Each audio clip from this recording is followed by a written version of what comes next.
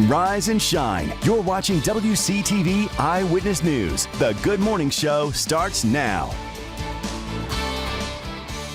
Good morning, everybody, and happy Saturday. You are taking a look at the skies outside of the WCTV studios this morning.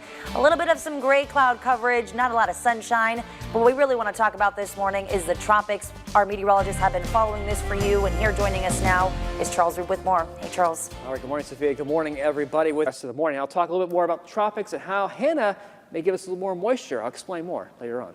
Thanks, Charles, for staying on top of that for us. We'll check back in with you in just a little bit.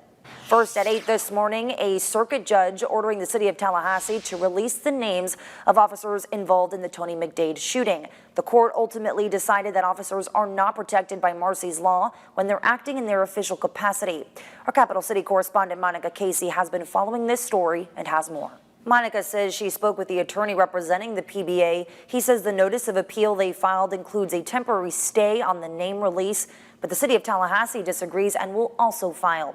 A judge will decide whether the names will be released before this case is heard in appellate court. Officers allegedly mistook him for someone else. Now, several church pastors are coming together in support of Smith, presenting a letter with their concerns. Our Amber Spradley has the latest in this story. Smith's arrest is still under investigation by the Department of Justice. We reached out to VPD for comment, but have not yet heard back. They're pushing back their start date to the beginning of September. School administrators saying they understand the burden this will have on some families, but the main goal being a smoother transition for educators and an effort back to traditional learning. Welcome back, or thank you for joining us if you're just now tuning in. The time is now 8:31 on this Saturday morning, and we are taking a look at the skies by St. Mark's this morning. This is courtesy of WeatherStem. You can see in that left-hand corner of yours a couple cars already parked, probably enjoying this beautiful weather that we're having today. Let's turn now with Charles with a look at the tropics. Charles, what do we know? All right, good morning, everyone. Now, local political leaders are reacting. One of them, the chairman of the Leon County Republican Party, Evan Power. He says he believes this was the right decision.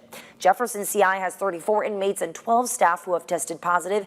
And just to our east, Columbia CI with more than 1,000 cases among inmates and 52 staffers infected as well.